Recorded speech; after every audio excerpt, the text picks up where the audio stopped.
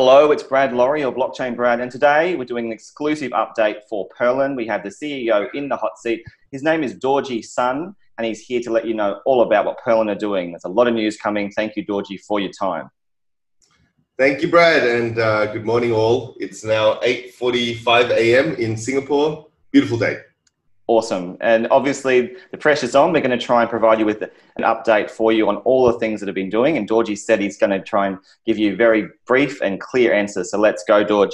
Let's start with essentially what Perlin is for those who are completely new to it. Leaderless is a big buzzword for you. Full stack solution, layer one. Give us a quick rundown on what Perlin's doing and what sets you apart. Sure. So in a nutshell, if you imagine a new layer one blockchain, so it's leaderless, as Brad said. The important thing about that is a lot of the delegated proof of stakes centralized into committees, a lot of the returns and the control. We do not have block producers. Anyone can stake. The second part about the blockchain is that it runs very light. So with only 512 megabytes of RAM, you can run a node. Thirdly is democratizing of returns. So because anyone can, it's very accessible, anyone can stake. The staking rewards, we believe, will be the most democratic in the market. Then on top of that, layer one, we've started building dApps. So decentralized applications that are used predominantly by big corporations, banks, commodity trading companies. So the first vertical we looked at was supply chain. We have a number of very interesting clients in that space. The first one that's live, if you check out Follow Our Fiber, it is APR, Asia Pacific Rayon, one of the biggest rayon companies. And they track from seed all the way through the supply chain. So you can QR code scan a bale of rayon and you can see the exact traceability on blockchain. So they're already in production. They've signed to the end of 2020, generating real ledger fees, generating real returns. The second vertical is trade. And this is where we've been backed by the Singapore government. We've signed a partnership with the world's biggest business organization, the ICC, 45 million members. We've signed with Dubai government through their Chamber of Commerce. We've signed with Telkomsel, a number of these big companies. And it really just looks at, in this vertical, which is an addressable market of $11+ trillion, Singapore, individually, Singapore, 1.1 trillion. It's the second biggest trading hub in the world. So being based in Singapore, backed by the Singapore government with major corporations on board, we are helping make much more efficient the trade of goods, because right now you need a stack of 600 pages of documentation to ship a container. Sometimes it takes 10 days, 30 days, depending on the length of the transport. But on blockchain, you can do immediate settlement in a trustless environment. So that's a huge one. And then the last one is our original vision, my dream, and that's decentralized compute. So the idea that everyone has a mobile phone at night when you charge it, if you've got a PlayStation, you can plug it in. And then that in its extra cycles when people are sleeping, not using it, that can be rented out and you create a decentralized version of an AWS. Last year, AWS's run rate was 40 billion. So we can take a slice of that and put it into the decentralized world. So in a nutshell, that's Perlin as a project. And Dorj, thanks for that recap. And it's good to know that you have those core verticals that are legitimately linked to real enterprise, real business beyond the borders of the current crypto sphere. Now, I want to talk to you about settlement. You mentioned that. Now, at the moment, we don't see a lot of evidence of real scalable solutions when it comes to settlement systems that are blockchain geared. Talk us through the crude tech in terms of the basics. You don't need to be a coder to know this stuff, but clearly the scalability, the finality, the TPS of Perlin is really significant. I would imagine that's fundamental for it to be a successful global borderless settlement system. Yeah, and so first of all, we have absolute respect for the blockchains that have gone before. You pick up the torch from those before you and you carry it as far as you can go. That's just an adapted quote I'm using to blockchains. So as an individual, I got into Bitcoin 2014. So not the earliest adopter, but absolutely saw the potential of it. And so looking at where blockchain arose from post GFC 2008, Genesis Block 2009, you can see how, as a technology, it was such a groundbreaking opportunity and a change that then got innovated and novated and improved, Ethereum, some of the others. So we just happen to be, we believe, at the cutting edge. And to come back to your question, 31,240 transactions per second was what we were benchmarked at. Settlement finality, 0 to 4 seconds. And actually, we've launched, I don't know if you've seen, but Perl Clicker is a I've game. seen that. Yeah, and that was to demonstrate that each click is a transaction. And you can see that actually this was after 12 hours, we were already at 6 million transactions. Right, and what's interesting also is that during the development phase of your code and also of just TPS testing, it went all the way up to 180K. You know, the possibilities of the TPS in-house. Yeah. So often people may not be aware this is public and network-based TPS for the system. Yeah, and this is where so coming back though, you know, obviously as I wear the business corporate hat, the execution hat. We do not feel that it necessarily is all about the technology. Obviously, technology is the most important starting point, but once you go past a certain point, it becomes network effect. Right. The reason I raise that is simply because, you know, yes, we have the highest TPS. Yes, we have the highest settlement at that fastest settlement time that we've seen thus far. The third advantage as well is you can code WebAssembly languages, Rust, Go, you know, JavaScript. So that opens up smart contracts to 11 to 12 million new programmers that probably have never learned Solidity. So just coming back, like we have many benefits, but why it's a perfect synchronicity is because we really want to drive user adoption, mainstream adoption. And it's kind of, if you think about it, if we can bring the network effect on top of Wavelearn, then hopefully, you know, we'll be able to have an enshrinable position. But just to come back to your question, you know, the tech has been excellent progress. We've been running for about 18 months, and we have a very talented team. Yes, and we will talk about those, Dorj, because you know you have your BD team, you're leading that. You have Kenta leading out the dev team as well. And quite sincerely, I had a look in detail in some of those developers, and they have a lot of credentials, a lot of experience. Most importantly, they have a lot of evidence of what they can do. I wanted to really understand a bit more about the strength of your whole team, you know, in comparison to others. You know, what sets you apart as a team that really lead this out? Because obviously you're alluding to the imperative of use case user adoption and breaking into the mainstream. So tell us why we can trust the value of your team as a whole. So I think everyone in crypto and the decentralized world is figuring it out. Mm-hmm. I don't think anyone's nailed it yet. I think that there are very strong teams, and I think we're one of them. And so to just come back to key points, the first key point, there's no pump and dump shill type of game here. We're all on 4-year vesting. We're all on a 12-month cliff, everyone. Mm. So we're running it like a proper technology startup. Secondly, I've done a number of startups in the past. And I must admit, when we first got into the game, we were very excited and we started recruiting people who, you know, were from the cryptocurrency world. What we learned from that is people who are from the cryptocurrency world, unfortunately, approach technology in a very different way to a person like myself, who's a serial entrepreneur. Mm-hmm. I've started a number of companies, and it always comes down to product market fit. Because it's all about the exit game, a lot of projects are simply thinking about what's the best announcement as opposed to what's the best traction. Right. And so that's true.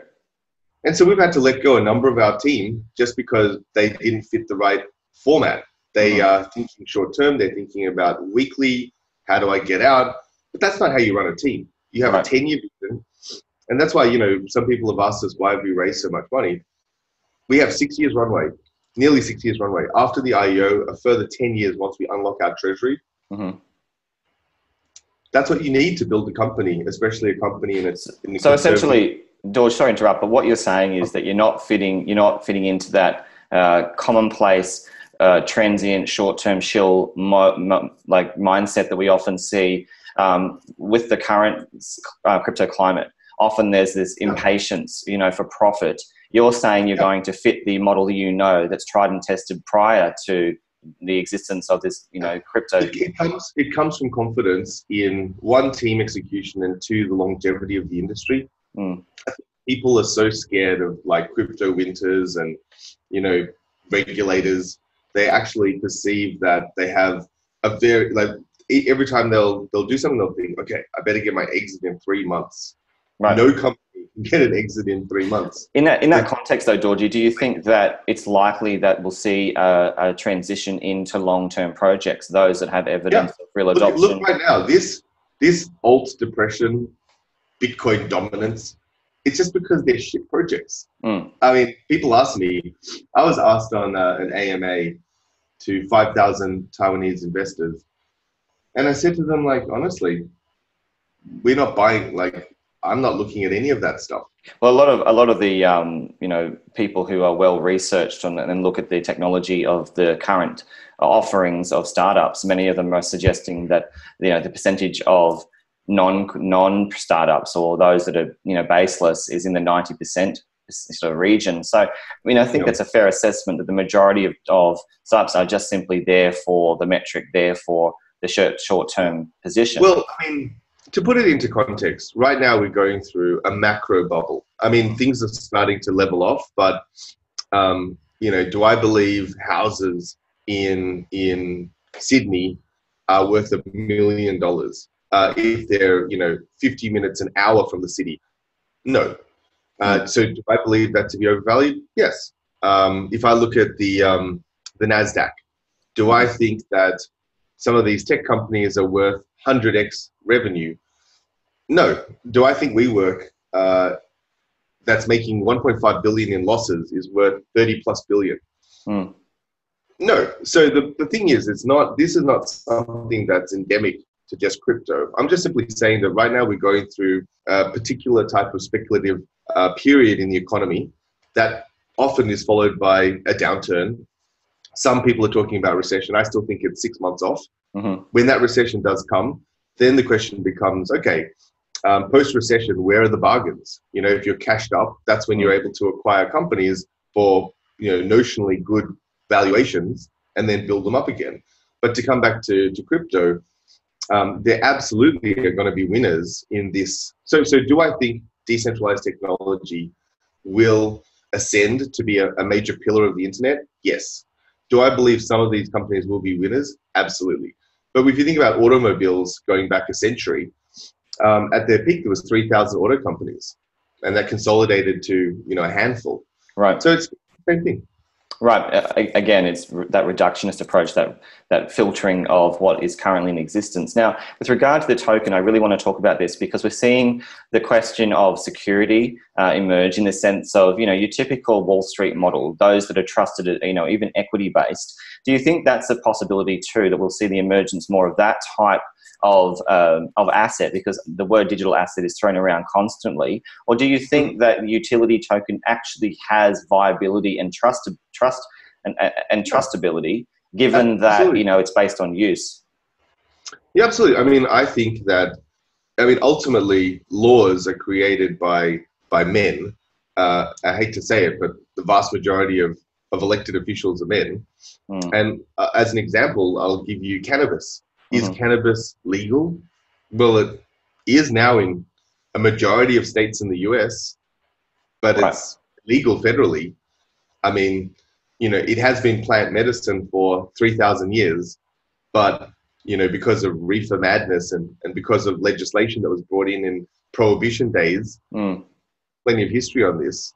The question just comes down to, will the government, the regulators, when they look at this, decide to uphold their current belief, which is utility tokens can exist, and we have legal opinions saying that we are a utility token, or will they broaden to capture utility tokens within the definition of a security? Right. This is something which is being debated as we speak. Or will they throw the baby out with the bathwater, similar to some of the countries like India, by trying to outlaw the whole kabang? And that's because if I'm a federal government and I only have a certain number of levers with which to prop up or level out the economy, obviously I don't want to give up my monetary policy one. Right, so, and it makes a lot of sense. I mean, we've even seen that all the way to Libra, exactly. Yeah, I mean, but hang on, but on Libra, just imagine, is it or is it not a benefit to all the American people, you know, that they have the ability to transmit money via WeChat or WhatsApp or Messenger? Of course, that is absolutely far better than the current system of 3 days telegraphic transfer. But is it government by the people, for the people, of the people, or is it just government on the people? Right, and Dorjee, these questions you're literally raising, a lot of people throughout the world, not just in crypto, are raising the question of the basis and the ownership and the control. And it comes down to, you know, whether or not it's government or enterprise or people backed. And we're yet to see this sort of emerge. And there's a lot of questions being raised by the existence of Libra. But that's why, if you were to ask me, is there any other industry that is intellectually more stimulating than crypto right now that will have a bigger impact on where the world goes? It's all here. It's all happening here. Well, let's talk about here in the sense of Singapore, because it, as you've explained, is a global hub for this innovation. You're positioned arguably one of the best locations for emerging as a very strong force. What does it mean to be there as opposed to, say, somewhere like the US, where there's still that crypto convolution, there's still questions about jurisdictional... I mean, ultimately, the US retains dominance because of Silicon Valley in terms of venture capital investment and arguably talent. But if they continue to piss off migrants, like if I'm a talented migrant, why would I go to the US now? Secondly, I think that if they continue to make illegal the innovations that are necessary, again, they lose their edge. Right. So to be honest, I mean, is Huawei a bad company, or is Huawei just so far ahead with 5G that the Trump administration and the powers that be in America have had to shut down its progress? It's because they're so far ahead with 5G. So again, America's using any trick in the book to try to retain its ascendancy. My point that I'm making is America absolutely is going to lose out if they don't change their regulation to encourage this innovation. Right, and is that where Singapore is really dominating because they're progressive? I think Singapore is always, I always respect the Singapore government immensely just because it is incredibly pragmatic. So does it make sense for them to go full out the way Malta and some of these other smaller nations have gone? No, they don't need to. But do they need to crack down as harshly and send, you know, the types of messages that the Attorney General of New York and the Congress, you know, dragging up people and making them answer questions? I mean, no, they do open dialogue, they have white papers, they have redrafts, they have submissions. I mean, I think it's incredibly pragmatic and it's incredibly progressive, but not too progressive. Like they're not opening up the casino to every Tom, Dick and Harry. They're still going to hold a very high standard of accord.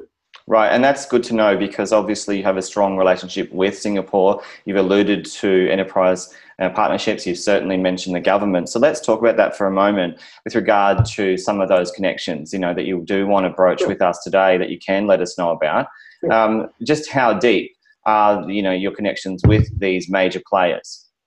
Yeah, so, I mean, first of all, the government has supported me in the past, meaning when I first moved to Singapore, it was because we received funding from, it's called the EDB, the Economic Development Board. So essentially, the government has a very strong policy about attracting ideas that they want. So back in that day, we had raised a significant facility for carbon trading, and they wanted to be a carbon trading hub. They needed the expertise, and so they offered us a wonderful grant. 10 years on, and this is one of the maybe the lesser successful ones, I was one of the first owners of Google Glass. And so again, I was backed by the Singapore government's Singapore Tourism Board, STB, to roll out the first Google Glass pilot where people could basically walk around. We had eye beacons and it would trigger augmented reality as they walked around the Marina Bay Sands. Right. Obviously, Google Glass turned out to be a poor product, and so that did not go as high as I hoped. So round three, you know, we then have built a bunch of this blockchain technology wavelet, the supply chain traceability. And I was doing a speech with the ICC. So we'd partnered with the International Chamber of Commerce. The Secretary General of the ICC, the entire thing, flew in from Paris, and we did a big event hosted, this was April this year. Right. And it was hosted by Aviva, the insurance company, the British insurance company. So we had about 350 people in the audience. And it just so happened that the ICC Secretary General had brought along the assistant CEO, Satvinder Singh, of Enterprise Singapore, which is a big government agency that looks at international and local businesses and innovation. And after the meeting, and so the conversation started in April and has been deepening. But basically what we're now engaged and receiving funding to do and strategic support is roll out these trade platforms for particularly commodity companies. Because commodity companies, hundreds of years old, they move the needle in a tremendous way, like $1.1 trillion through Singapore. And yeah, we're helping them put blockchain efficiencies and trade facilitations together. So just to kind of build on that, December 2 and 3, I'll be in Geneva doing a speech for the World Trade Organization, so the WTO, which is the biggest trade facilitation multilateral organization. And again, I've done speeches for the International Chamber of Commerce, you know, in Paris, in Rio, all over. So coming back to your question, if you think about the superstructure of the world and how trade works, every sovereign government has their own trade internal facilitation, whether it's customs, whether it's the trade departments that actually run that. So we've engaged with Dubai, United Arab Emirates, Bahrain, a whole bunch of different countries. Singapore is our base, and they are the most progressive. So they've put $300 million aside to building out NTP and TT, so National Trade Platform, which is a blockchain platform, and Trade Trust, which is another blockchain platform. And so we're deeply involved in all of that. I won't overstate, so I appreciate that. No, but I think that it's very important to make a differentiation. Like, we are not a government agent. We are working closely with the ecosystem, helping build that out. And then where it interfaces as well is because 80% of global commodity companies have their headquarters in Singapore, we're working very hard with a lot of them. And Dorjee, just interrupting that. Sure. I just want to interrupt and ask you, often, as you know, in this sort of complex crypto space we see now, a lot of the narratives and networks seem to be the real point of value, you know, reliance on prospective, information, those that are essentially, you know, prospecting for informational gold. Now, when we're talking about all these things, what I'm hearing from you is real companies, real enterprise parties, real government parties trying to collaborate, work with you, partner with you. But how, from someone like, you know, from a listener's perspective, someone who's trying to understand more about Perlin, how can we trust that it's more than just a superficial partnership? How can we know for sure that this is real and that it's long term? Well, I'm going to actually go the other way, and I'll say don't buy. I mean, don't trust. Right. Wait, because like, I'm not going to overstate. We're still running pilots. We're still on testnet. I'm going to give you 20 reasons why you shouldn't buy Perlin.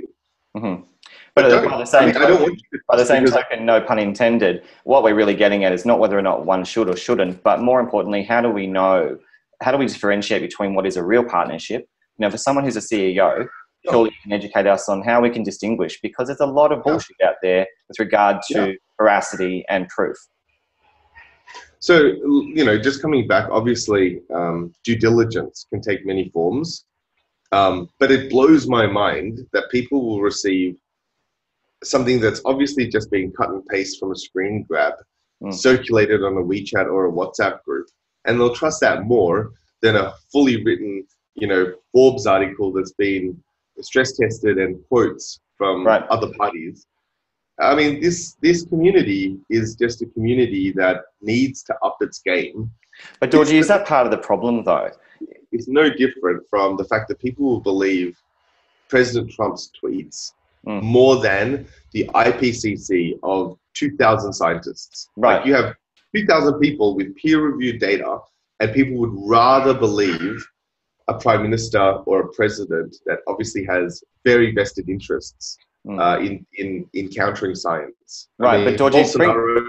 if we can bring it back to crypto for a moment though, mate, let's talk about, the power of belief, because what you're saying is that, there's a strong sort of reliance on that. There's a strong network effect for belief itself. Now, we see that proof in empty, very vacuous startups where they're within the top 100 even. Some of them were actually designed right from the outset to be nothing more than an experiment of belief inside that top 100. So do you think that's part of the problem, is the complacency, the apathy, and the acceptance that it's okay not to necessarily have the tech, but just bet on the blockchain? Sure, but you got to also know that the emperor has no clothes. Sooner or later, the last person holding the bag, they're going to be holding the damn bag of nothing. Right. And, I think it's really transparent, and I really appreciate your kind of honesty about this.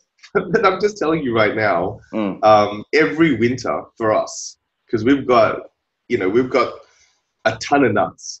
We got nuts to last us through 5 winters. The chipmunk effect. The chipmunk effect.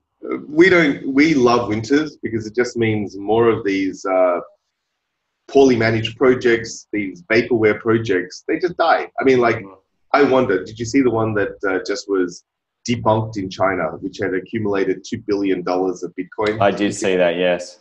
So we, in the end, decided, forget it. We're not going to market hard in China because how do you compete with that? How do you compete with unreal, unsustainable, fabricated returns being spread by a whole bunch of people who want to believe, and then they're going to be the ones with broken bowls and crying tears? I mean, what can you do? We can't outcompete fake. Right. So your focus is all about your own interests, your own business, your own agenda, and your own token. We have to build a real community. And we're searching. So, for example, we did airdrops and AMAs with 16 different groups. To be honest, we ended up getting a lot of the same people just going after airdrops. Now, some of them will turn out to be true believers because after listening to me 15 times, maybe they'll actually believe us.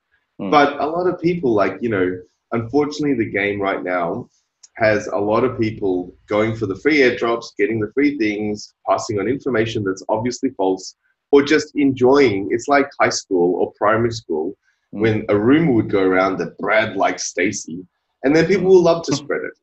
But the only difference is real lives, real money, real people getting hurt. So, we just don't want to partake in that. We've looked very seriously at, do we bother trying to do a big campaign in China, deploying large amounts of money and effort and time, AMAs, meetups, all of that stuff. And in the end, we looked at what was currently happening over there. Yep.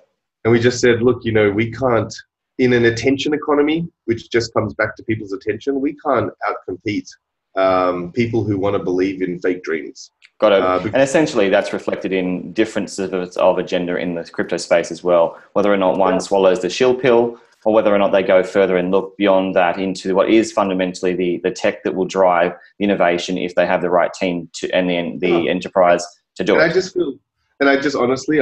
feel sorry for the people. It'll work out for some of these people. Even the stopped clock is right twice a day. But I just feel sorry for people who are misled and then they reinterpret that as something that is a bad thing, it's a slur on the whole community. Yep. Because I don't think it is. I think it's just... Well, it's clear that you have a long-term vision. Right, and it's clear that you have a very long-term vision for blockchain, for the potential of that to really emerge and flourish with true digital assets that can be utilized in business. But let's talk about, the fact that you have built in WASM as opposed to Ethereum. To really raise this point, I think it's valid given the amount of smart contract languages, those programming languages that can be onboarded. Developers can really use Perlin very quickly, very effectively, and even those who, like me or you, who aren't developers, but it's not that difficult, to apply the Perlin code and have a product, have a smart contract. Yeah, look, for everyone, if you go through our blog and some of our public posts in our announcements channel, we did a workshop maybe 3 weeks ago where we had, I think it was a total of about 50 people, including non-developers. So 2 of them were lawyers. And in 2 hours, in 80 lines of code, they coded a smart contract. That's the power of it. Like, exactly. I mean, you said it in a nutshell. And because we're trying to get through these 30 minutes, we're going to go a bit faster now, Dorjee. Now, one of the things is interesting is you scrapped Avalanche, you threw in, you still kept the Snowball Protocol, which was interesting, but really updated the integrity of your own system. Do you want to comment a little bit more on that? Because there were a lot of discussions on that. Absolutely. Look, so again, there's innovation. You take the torch from the ones before, you carry it forward. Kenta is one of those guys who on a weekend for fun will code stuff up. And this is what started the whole crypto briefing 96% rating. He just coded up Avalanche and was like, hang on, this doesn't scale. These had these problems. So it's taken us now a further 9 months, but we've innovated. There's been a number of rewrites. We've had academic inputs, and yeah, we've come up with our own consensus mechanism that's currently functioning fantastically. But go check out the Discord, check out the GitHubs. It's all open. We want to find the smartest people to tear it apart. Got it. Now let's talk about proof of stake, because one of the things Kenta does raise very eloquently is that there's a strong imperative for committees in the proof of stake model. And because you're leaderless, you're literally changing that narrative back to more of that decentralized distributed system. So are you breaking the mold but still using the benefits of POS? We believe so. So I don't need to name specific names, but there's certain limited number, around 20 block producers. There's many of these decentralized systems which consolidate back to 20 people or 1,000 people. It's not scalable. So that's why we designed it this way. In essence, I think there's always interim steps as you kind of move towards a final destination. And I think that distributed decentralized systems are at that interim period. And I think that we're representing the first step towards, what the vision is. And that is that any person around the world can set up a simple laptop and for enough accessible money and time, actually reap a reward and secure a network. So we're very proud about that. And given that, Dorjee, how soon can developers start to experiment with the code, experiment with the technology so that they can create their own? Yeah, it's already happening. I mean, it's still testnet. So mainnet is slated for Q1 next year. But yeah, already happening. I mean, we announced on CoinDesk staked.us. So they're running a node on testnet, and they're going to have staking as a service for us. It's not public yet, but we just got onboarded by Nano Ledger. So you'll be able to store your pearls on Nano Ledgers immediately. So that's actually all going live. It's great for security as well. Well, look, we're building out the ecosystem, and because we're a real project, these very credible big partners are onboarding us before we've even launched. But to come back to your point, we already have, I think, about 3,000 developers in our Discord. People are building with it right now. It's very accessible. Anyone watching who's a developer, please go check out all of our repos and our documentation. And any feedback or any challenges, Kenta's always down to talk. So right, and one thing Kenta has said is all open source, it's all transparent, it's all out there. What are you doing to engage, those who like us who aren't necessarily developers? What are you doing to really broaden the narrative so people can understand, firstly, what you are, and that they can access this even if they're not in a developer community? Yeah, so there's the ambassador program. To be really honest, so I teach part-time. And I'm still thinking about this, and I'd love your input. But when you think about how a network can grow, we need the right type of people, because right now we're interfacing with big companies. So we've got the ambassador program where people can man the Telegram and host events and do stuff with us in geographic locations where we're not placed. Right. But on the other hand, how does one create a meaningful contribution to a network? I'm still figuring it out. Like we're still hiring people or contracting people or giving bounties if they can bring companies. So example, if you're in Australia, and, let's just say, Brad, the biggest muesli company in Byron Bay, and you convince them to supply chain traceability, show that the organic certification from Byron Bay all the way through to their exports to China are in place, I would like to reward you. If you bring that deal to us, because it happens to be your neighbor that is vice president there or something, Mm-hmm. We So want to work essentially, George, in that have sense, this people is that no way. different to real business, mate. This is about trying to make sure that the business builds based on real, credible transactions of purpose, based on use cases that go beyond just stories and In talk. 3 years, we won't even be talking about blockchain. No. It'll be different to the web. Yep. It'll just, okay, where's the utility? And it's and happening. and what the companies are. So do you think in a few years we'll be just talking about all the different companies that you're working with in a big way? Yeah. I mean, it's going to be part of the lingua franca. It's going to be part of the vocab. Yep. Yeah. I mean, right now where we're at is the amount of time that you have to spend explaining blockchain and the benefits is like 80-20. Well, 90-10, depending on the education level of. So yesterday I did a speech for the Singapore Ship Builders Association. So all the ship owners, Singapore's the 5th biggest ship register. I was at the Maritime Ports Authority. I post these little things into our Telegram. But, so I did a speech there. There was 50 of the biggest ship owners there. I spent 90% of the time talking about the blockchain benefits, and then 10% of the time saying these are the applications that will make you make more money or save more costs. It's almost ironic because that will shift over time into a different percentage. Absolutely. So after the speech, we had a bunch of ship owners come forward. There's going to be a blockchain-enabled ship registry to avoid double spend. That we're talking to fund and to build for them. There's going to be decentralized tracking of sulfur emissions and carbon emissions in line with the IMO, the International Maritime Organization's targets for 2050.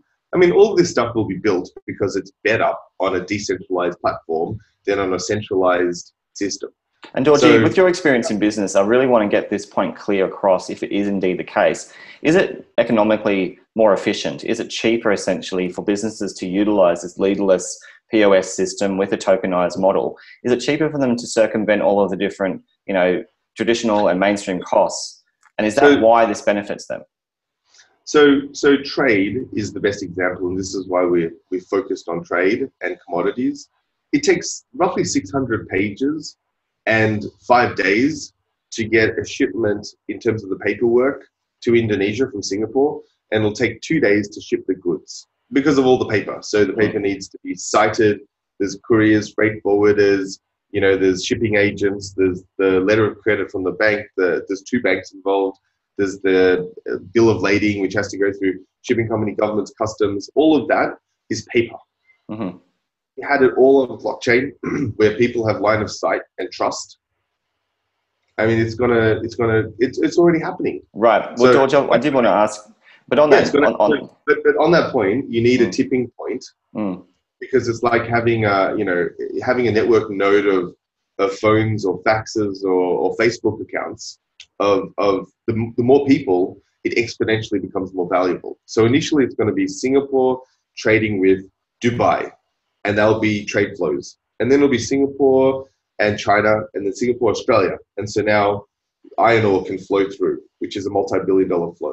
So it's really just going to be building that network sovereign by sovereign by sovereign in the case of trade. But to answer your question, there are going to be many applications where a trusted, centralized database will be better than a decentralized distributed network.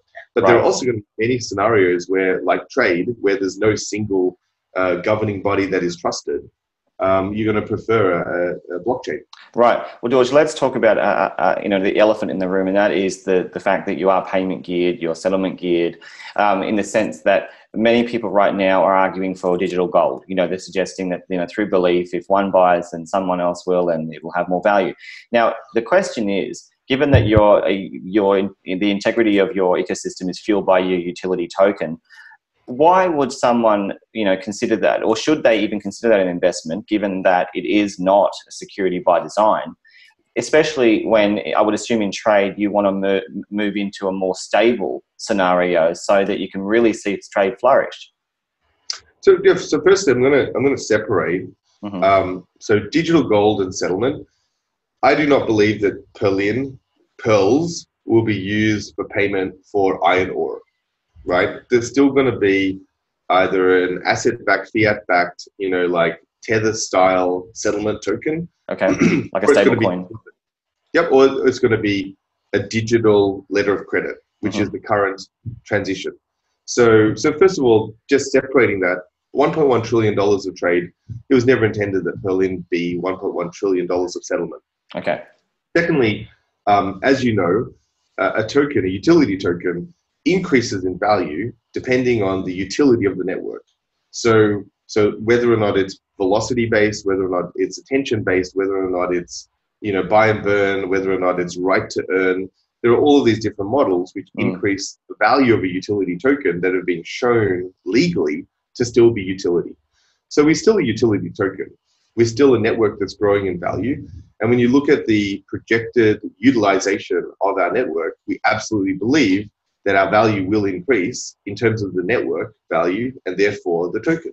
So just coming back to your question, to me, because I do understand there are many people who will believe irrationally that certain tokens will have certain valuations, and that's fine. We do not necessarily espouse that. All we're saying is that more companies will use Perlin's network, therefore more people will be using Pearls, but I'm not asking for major mining companies to purchase Pearls. We're just simply going to create they pay this SaaS or this type of software as a service fee. We then transition it into Pearls, run it on the ledger because that's what's required for a native transaction. And then the Pearls will be then recast and then paid out to staking nodes for the staking rewards based on the transaction ledger fees, etc.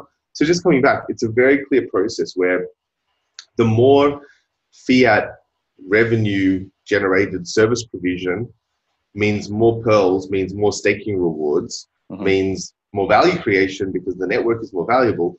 But that is not a security. It's not a dividend. It's a right to earn. If you don't stake, you don't get paid. Yep. So we see it very clearly as being separate from security and separate from MasterCard, Tether. And Dorjee, you've been really clear on that. I want to ask you though, given that there's always been inherent problems with some token economic modeling that's been presented to us in the past, can you clearly explain how you're not going to be stifled by the increasing value of the utility token as you continue to do business, as you create revenue? Is the increasing value not going to be a problem?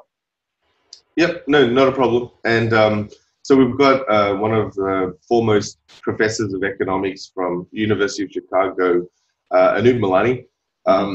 He's in the process of modeling out a whole bunch of different scenarios. I think it's on our public roadmap, but we'll be releasing that in September. So we wanted the community to also have a say. Do we want to?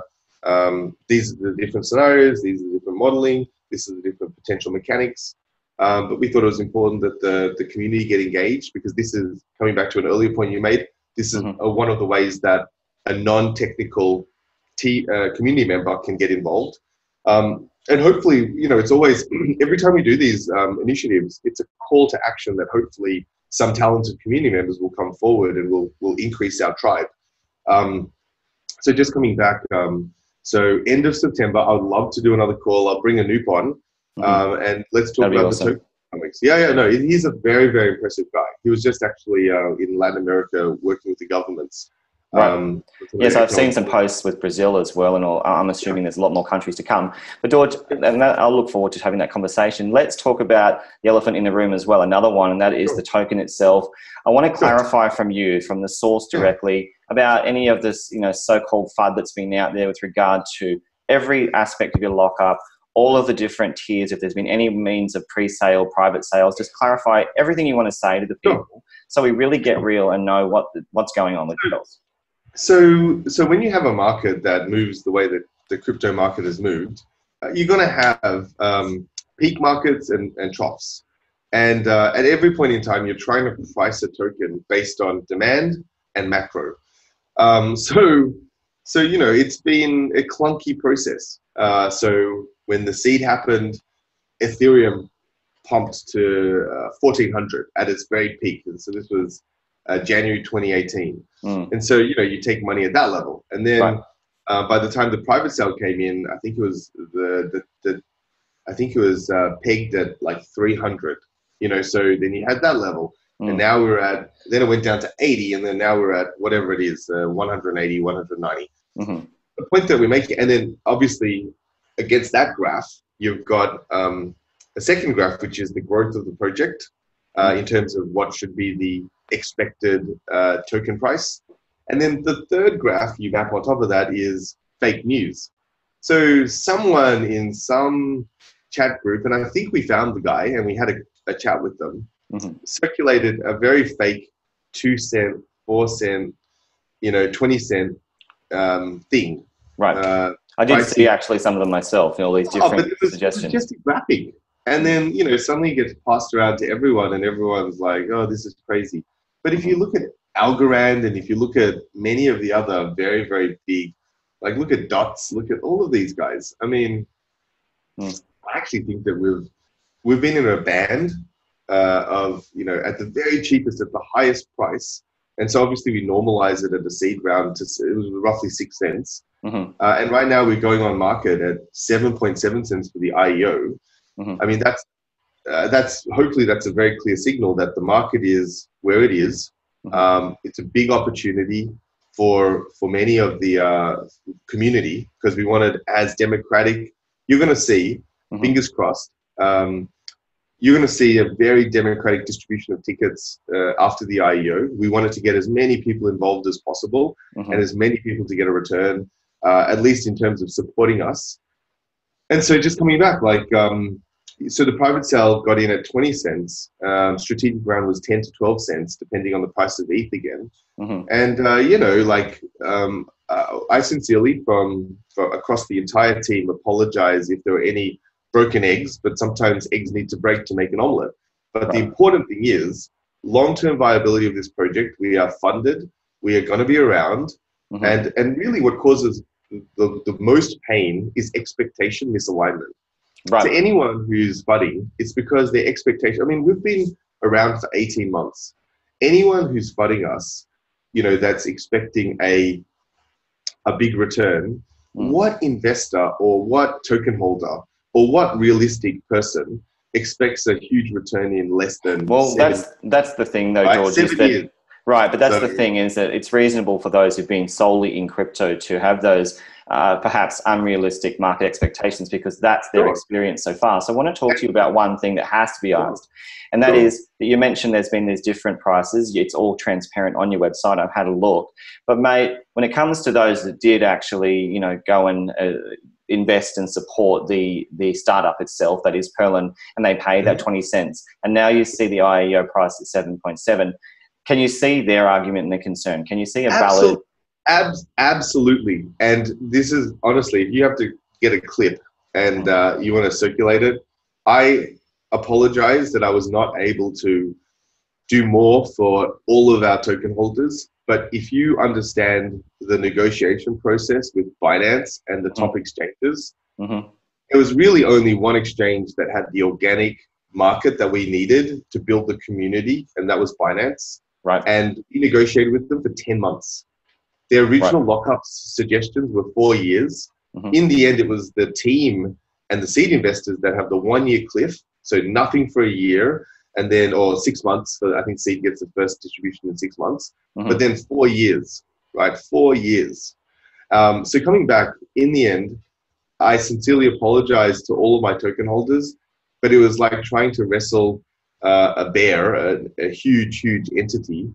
And they were very clear. They said that the IEO pricing, given the current market conditions, given all of that which is occurring in the market, was at 7.7 cents. I mean, right. So it wasn't just Perlin. These were discussions, these were negotiations. I think that's really important because a lot of people don't know that. Well, look, you always have to be careful about what you're talking about. But of course, if I could have compelled a much higher price, of course I would have. Yeah. Right. But ultimately, the internal investment committee or the token committee within Binance. I mean, it's important that at least people understand more, especially those who are supporting Perlin for the long term. But obviously, you still give that long term position. So talk us through why Binance. Talk us through what your based on your knowledge and the negotiations you've had, what your expectations are because you chose them. Yeah, look, I mean, I think, again, it's the network effect. Once you're the first mover or the biggest mover or you've got the network effect, that's where people will go. And I've been involved in nearly a dozen other projects and many dozen, other token offerings. And when you look at all of the secondary market trading, for altcoins in particular, it's most organic, most authentic, and most active. Right. So you're really pro Binance in that sense. But Dorj, what about pumping? Hang on. We've got a list on other exchanges for sure. And we absolutely are incredibly respectful of Korean exchanges, Japanese exchanges, Chinese exchanges. But when we did the snapshot analysis of this year, the last 3 months, making the decision, the people that were most inclined to trade, Perlin and to support Perlin and to build the network with Perlin just happened to be on Binance. Got it. And I think that you made it clear. Right. You made a clear point that you've assessed it, you studied it, the team obviously, are supportive of the organic volume that is obviously very important for trust. And you made it clear that other exchanges are coming in the future, you would imagine, given what you are as an entity. But let's pull it back to the question of pump and dump though, regardless of exchange, to be more open about the problem. How can we trust that we're not going to see these kinds of things when investors have the access to the token to essentially sell on exchange? I mean, just coming back, like Brad, my job actually is to focus on user adoption, getting the tech across the line, managing my team, and ensuring that we have enough runway to get it all done. Right. That's my focus. Now, the token market will hopefully see the value in what it is that we're building and how we're building it. But on top of that, we're going to be having real staking returns coming on stream. So everything is going to be at least, as kosher as possible. But just going back, I think that there are always going to be people who are 90%. I still remember, years ago, there was a Chinese project that I, was interviewing and due diligencing, and management just said, look, we put 90% of our efforts into marketing because this is the state of the market, and I obviously chose not to work with them just because I have a different style. So just coming back, I think as a project manager, I cannot stop pumping or dumping. I cannot stop rumors. Can I stop the deep fakes of Donald Trump's face? No, you can't do that. All you can do is advocate that the community talk directly to us, not rumors on WeChat and WhatsApp. Perlin.net, we're very open and accessible. Come to our official chat, get the official news, sign up to our official announcements. But, buyer beware, and please be careful. There's already a number of fakes out there. And there's even fake me's. I'm getting people are like, hey, Dorjee, I'm sure. And obviously, given the history of Binance with the success of their IEOs, across the board, obviously that's playing the minds of many who've heard the narrative that you're now working with them as an IEO, launching on their Launchpad. Now, how much are you actually raising in this IEO, Dorjee? So it works out to be 6.7 million US. We're selling that many that amount of tokens. But we have a very large airdrop component. So anyone who gets a ticket that does not actually win an opportunity to participate will also receive a proportion of the airdrop amount. So we're hoping to have the most number of winners or recipients or participants in the history of the Launchpad. So we designed it as egalitarianly, as democratically as possible. And so obviously in that, there's going to be a very vast distribution of pearls. Yeah, coming back to the original point, I and the team really sincerely hope to have just cast the net as wide as possible to try to find talented tribe members. And anyone, I know some people are approaching me on Telegram, and I will get back to you. It's just the last 2 weeks are, unbelievably busy. And thank you so much, Brad, for squeezing me in on a Saturday morning. No worries, mate. I now have to roll into three other committee meetings, but look, just reach out. We want to have as many people, hopefully, get involved, and then you never know when you're going to find a diamond in the rough like yourself, Brad. Thank you for taking the time and digging deep, and your due diligence. I mean, for people who are watching, Brad is one of the most legitimate researchers. I mean, he has been grilling us. I've had to, I think it's probably been 6 months before we've been talking about get this together.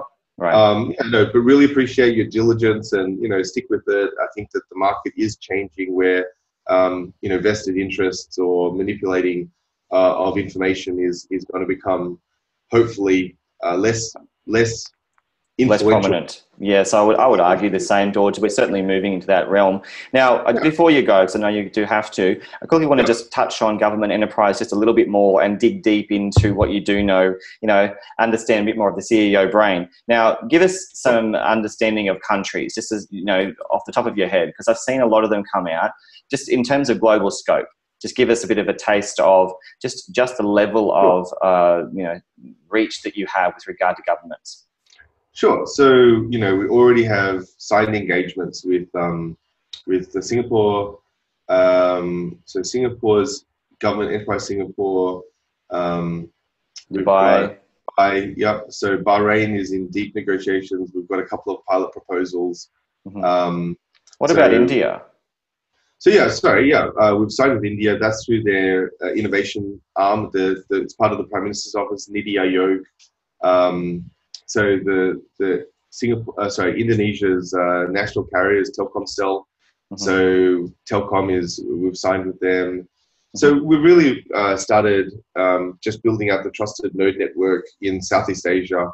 Australia, I've got another discussion with the Australian Chamber of Commerce, which is the endorsed platform, and we're co-hosting an event with the Singapore government's Singapore Business Federation, 27th of September on Incoterms and Smart Incos. I thought you might be, because obviously being Aussie. And what about Brazil? I noticed there's a bit of interest over there. Yeah, look, Brazil is an amazing country. It's a tough one though.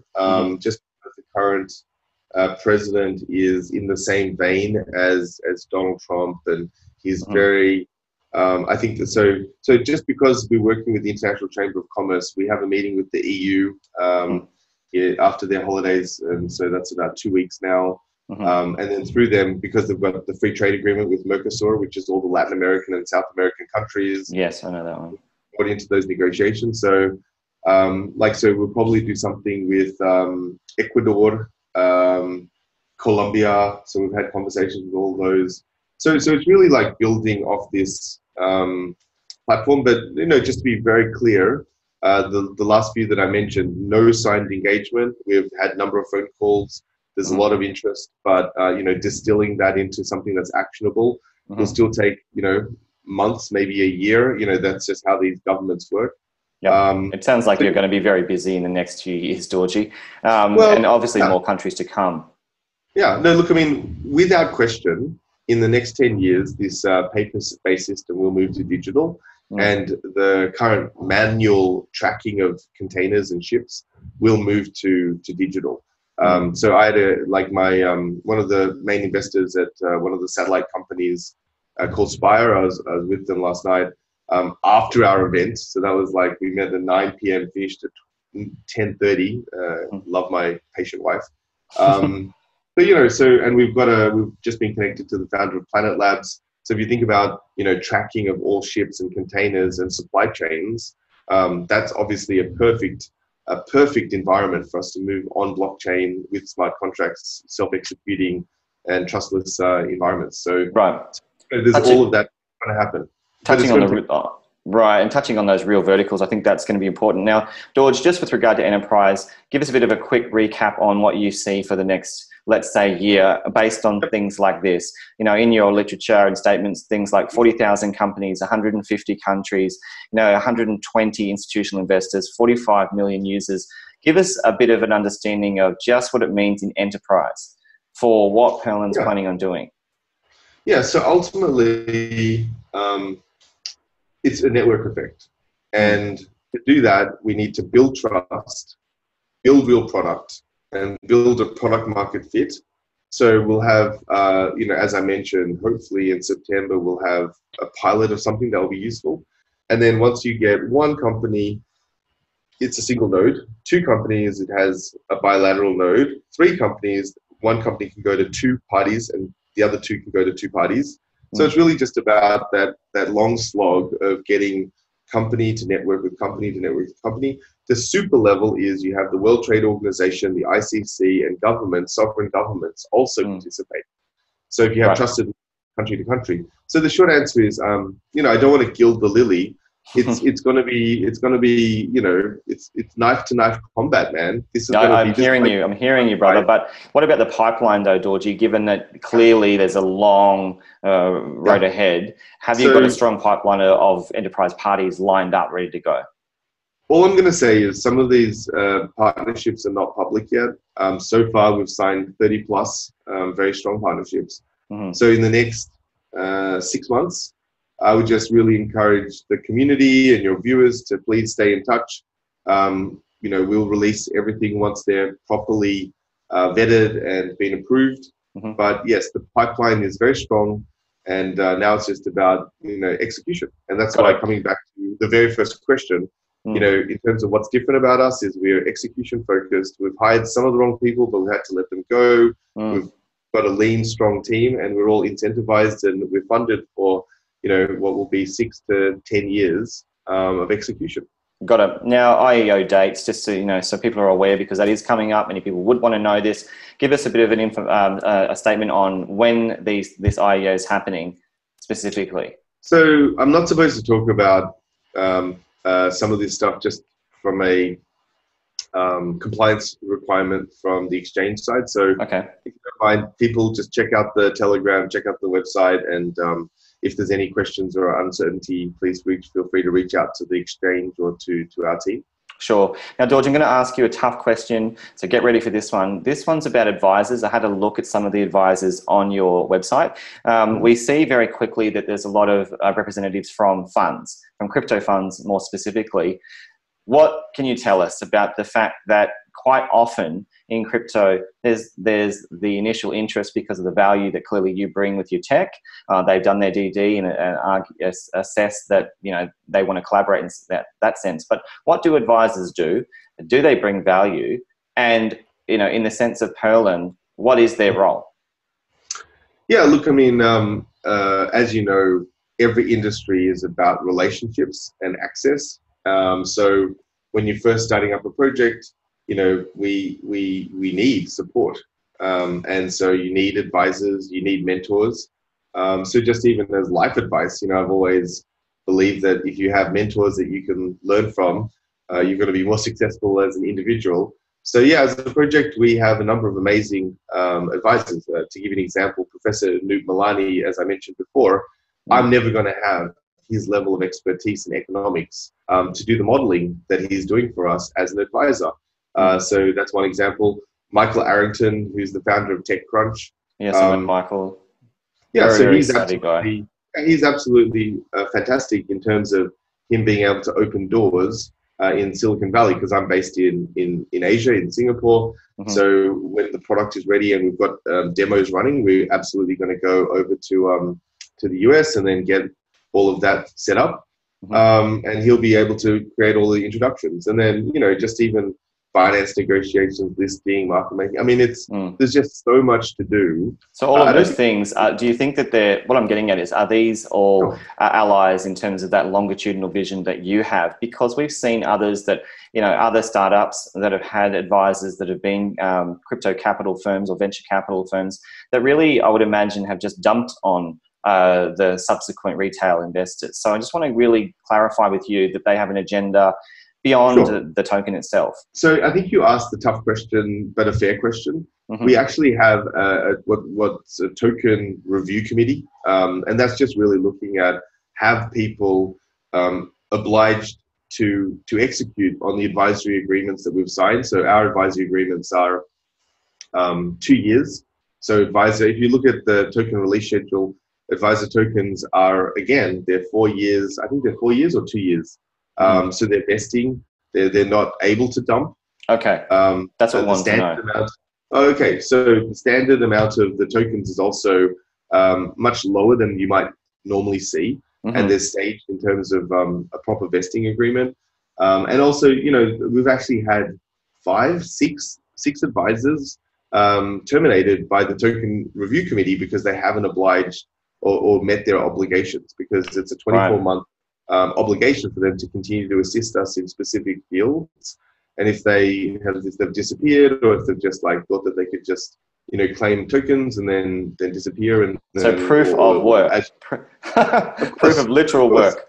Look, I mean, the world in the real business world has worked for thousands of years because people do what they say they're going to do, and they receive rewards based on doing what they say they're going to do. And so we've had to just bring execution to the forefront. And that means that, you know, if you don't execute on your obligations, you don't receive the return or the reward. Absolutely, George. Well, thank you very much for your time. I know you are very pressed for time now. Just as a final comment, can I just ask you to address to the community anything you'd like to finally say, especially with regard to engagement, with regard to trust and transparency? What's that final thing that you want to say to let people know and give them confidence that you are the real deal? Look, you know, proof is in the pudding, as the famous saying goes. You know, don't judge people by what they say, but by their actions. So I hope that you will watch Perlin and give us some of your very valuable time just to see what we do. And, you know, hopefully we'll make you proud, and hopefully you'll support us along the way. So thank you very much for your time. Brad, thank you for your time as always, and look forward to seeing you over the next few months and next few years to show you what we can do. Absolutely, mate. I mean, it is a long-term project. You heard it from the CEO of Perlin himself. This is all about transparency. It's all about leaderlessness. It's all about essentially changing the game, moving from the models of proof of work into proof of stake scenario, but really using the best of blockchain had to offer from the beginning. And that is all about truly and authentically decentralizing the narratives right now for business and beyond. See, the CEO is right here telling you this is happening, and he's being transparent about how they've raised, how much they've raised. They're about to hit the Binance system with an IEO, but really it's been very clear today this is about the beginning. This is literally just the start for what is essentially an ecosystem that's about engaging real business to do something that is far beyond just the crypto sphere and far beyond the current narratives we hear of belief. So thank you again, Dorjee. And I sincerely do wish you all the best. This is a free interview entirely. And I really do hope we can catch up again to learn more about what Perlin's doing in the next few months. Next time, I too will wear a green tie like yours. You looking at? As always, thank you. Good night. Goodbye. Good night, wherever everyone is. Thanks, mate.